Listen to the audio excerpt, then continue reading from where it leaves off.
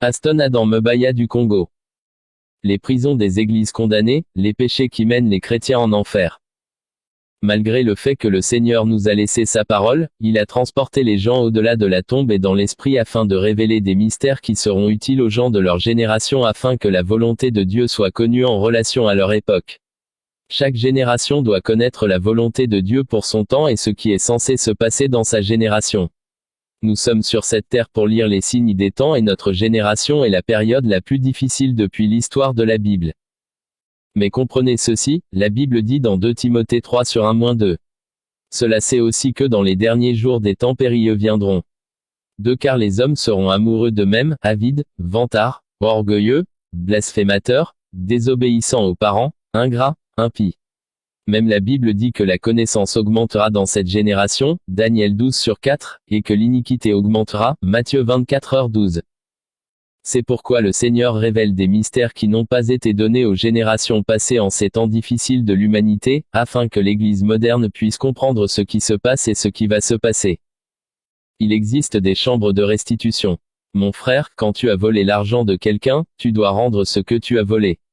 Vous ne pouvez pas aller à l'église et dire, je fais l'offrande de restitution, si vous savez où vit la personne. Si vous faites cela, vous accumulez plus de péchés. Vous pouvez vous permettre d'offrir une restitution lorsqu'il n'y a aucun moyen d'établir un contact avec la personne que vous devez. Après avoir visité les chambres de restitution et de musique de l'enfer, le Seigneur m'a conduit dans les chambres des condamnés de l'église. C'est la prison des gens qui vont à l'église, la prison des membres de l'église. La Bible dit que le Seigneur viendra pour une église sans défaut. Éphésiens 5h27 afin qu'il se présente à lui-même une église glorieuse, n'ayant ni tache, ni ride, ni rien de ce genre, mais qu'il soit saint et sans défaut. Je marchais avec le Seigneur en enfer, une région volcanique où les âmes sont calcinées et d'innombrables âmes pleuraient. Dans chaque chambre, il y avait d'innombrables damnés en tourment. J'étais dans cet endroit horrible où ces âmes étaient condamnées à jamais. Et le Seigneur était en larmes. Je n'arrêtais pas de dire, si c'était moi à cet endroit, je ne supporterais pas cette douleur. J'étais dans la terreur. Et le Seigneur m'a dit, cet endroit est insupportable. J'ai donné ma vie pour le salut de l'humanité. La vie de l'homme est liée à ce qu'il fait et au lieu où il se rend.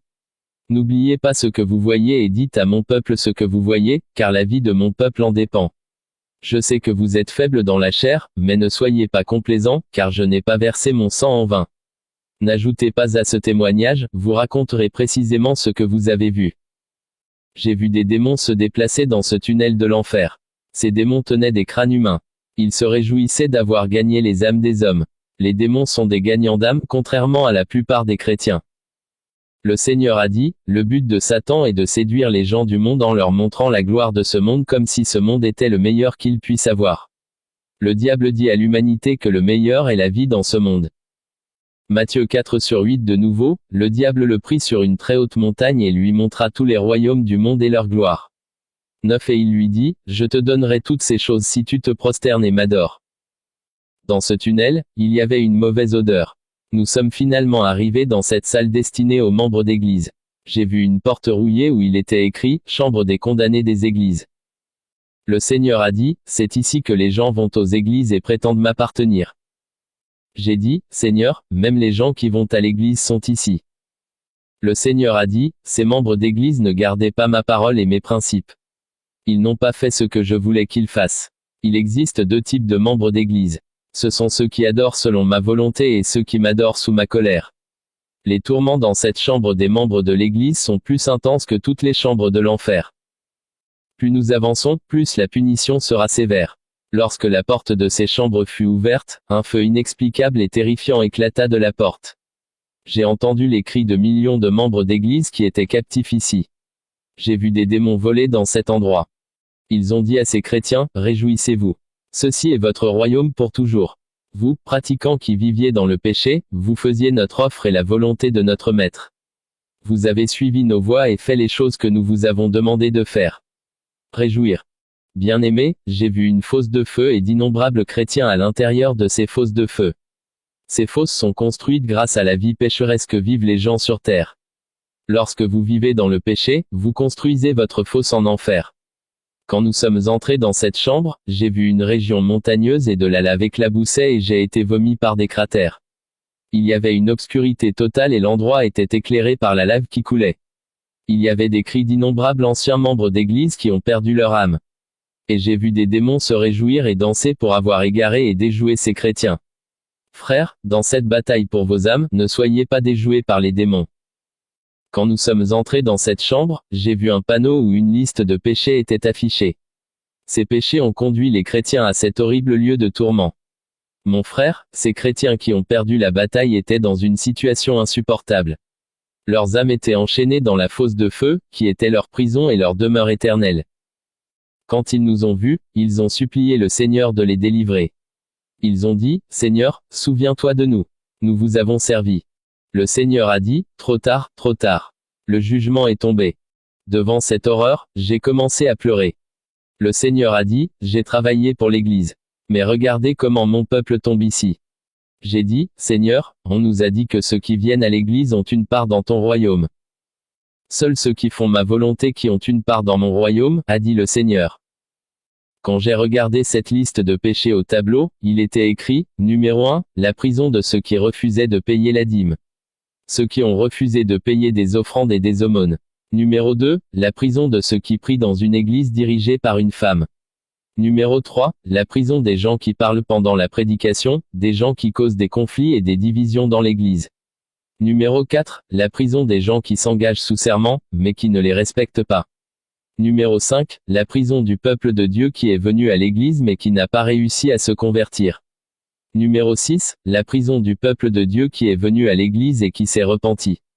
Ils sont nés de nouveau, mais ils ont rétrogradé, abandonnant leur premier amour. Après avoir lu le tableau autour de la porte, nous avons vu à l'horizon, un prince des démons assis sur son trône. Il citait des passages de la Bible et disait aux maudits âmes, la parole de Dieu vous a été donnée, mais vous n'avez pas gardé la parole de Dieu. Vous priez, mais vous n'avez pas fait la volonté de votre maître. Vous étiez membre d'église, mais vous critiquiez vos dirigeants. Beaucoup de gens vont à l'église, mais ils n'ont pas réussi à changer leur façon de marcher dans le monde. Venir à l'église est une chose et se convertir en est une autre. Venir à l'église ne signifie pas que vous êtes un enfant de Dieu. La conversion est la transformation du cœur de la personne qui quitte un état vers un autre.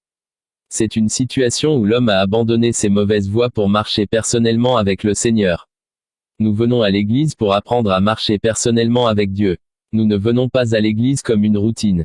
Même si l'église est fermée, le vrai chrétien continue de marcher avec Dieu.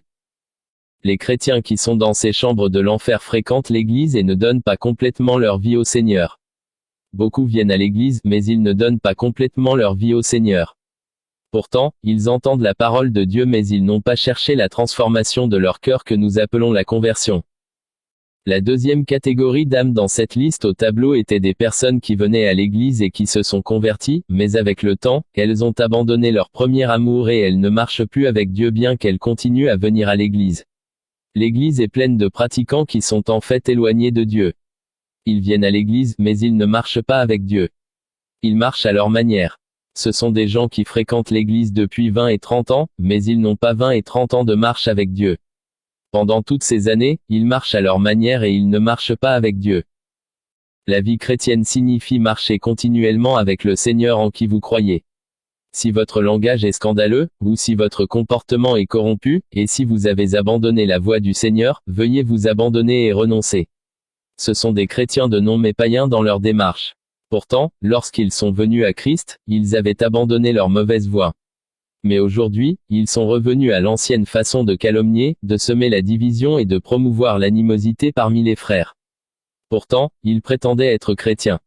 Je suis ici pour vous dire que si vous faites ces choses, vous n'êtes pas chrétien car la Bible dit que c'est contre ces choses que la colère de Dieu est révélée. C'est à cause de ce comportement que le nom du Seigneur est insulté dans votre lieu de travail, votre quartier et chez vous. Souvent, votre mari ne cesse de vous dire que vous devriez rester à la maison, mais à cause de vos habitudes, votre mari se demande si vous êtes chrétien. Les vrais chrétiens ne sont pas ceux qui prient beaucoup. Ce sont ceux qui pardonnent à leurs ennemis et prient pour ceux qui les persécutent. Si nous ne pardonnons pas et que nous avons des rancunes contre les gens dans notre cœur, nous ne verrons pas le Seigneur. Une autre catégorie de chrétiens que j'ai rencontrés dans cette salle était celle de ceux qui ne lisent pas la Bible. Ainsi, ils ne le mettent pas en pratique. Ce livre de la loi ne doit pas s'écarter de votre bouche. Méditez le jour et nuit, afin que vous soyez prudents de faire tout ce qui est écrit. Car alors vous prospérerez et réussirez dans tout ce que vous faites. Josué 1/8. Les autres catégories sont celles qui n'ont pas payé la dîme et ont été infidèles à donner. Le Seigneur m'a conduit vers un homme qui était dans la tourmente.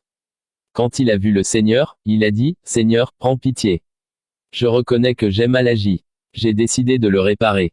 Donnez-moi juste une seconde pour payer la dîme que j'ai volée. » Le Seigneur a dit, « Quand vous étiez dans le monde, pourquoi n'avez-vous pas payé votre dîme? C'est trop tard. Le jugement est tombé. J'ai vu dans sa fosse, il y avait de l'argent qui demandait justice, et l'homme était squelettique et brûlé par le feu qui jaillissait de la fosse. J'ai dit, Seigneur, qu'a-t-il fait? Le Seigneur a dit, quand il était dans le monde, je le bénissais mais il ne payait pas sa dîme. Chaque fois que vous ne payez pas votre dîme, vous me mentez et vous êtes frappé d'une malédiction. Et quand tu seras maudit, tu n'hériteras pas du royaume de Dieu. L'homme n'arrêtait pas de supplier le Seigneur et de dire, je n'ai pas payé la dîme à cause de mon besoin, mais je me repens. Le Seigneur a dit, il est trop tard. Puis nous avons vu un homme qui réclamait son innocence et a dit, Seigneur, je payais ma dîme. Le Seigneur a dit, je ne reconnais jamais vos dîmes. À ce moment, j'ai vu un démon qui était une ombre. Il est venu le poignarder dans le dos en lui disant, tu étais toujours dans notre camp. J'ai dit, Seigneur, sauve cet homme. Le Seigneur a dit, mon travail sur la croix peut sauver les gens à la surface mais quand ils meurent, mon travail ne peut pas les sauver. Quand les gens meurent, mon jugement commence. Le Seigneur a dit, l'homme payait la dîme à son pasteur qui était un occultiste, mais dans la dîme, il y a une alliance. Lorsque vous payez la dîme à un occultiste, vous concluez une alliance avec lui. Lorsque vous payez votre dîme à un pasteur adultère, votre dîme ne sera pas reconnue. Le Seigneur a dit, même les alliances occultes inconscientes peuvent conduire à l'enfer. Lorsque nous avons déménagé dans une autre fosse, nous avons vu un homme dans sa fosse. Il y avait des asticots sur lui. Le Seigneur a dit, cet homme était fidèle à la dîme jusqu'à ce que son pasteur commette un acte mauvais. Il a arrêté de verser la dîme et il avait raison. Mais il aurait dû me demander de lui montrer où envoyer sa dîme, mais malheureusement, il n'a plus jamais payé la dîme. Je lui disais que ce sont encore des pasteurs qui sont droits. Il devrait me payer ce qu'il me devait de son vivant. Il a refusé le mode de vie et s'est condamné. Je mets avant toi la vie et la mort. La quatrième catégorie est celle de ceux qui critiquent le pasteur et combattent le ministère. Les cinquièmes sont ceux qui se sont mal vêtus dans l'église.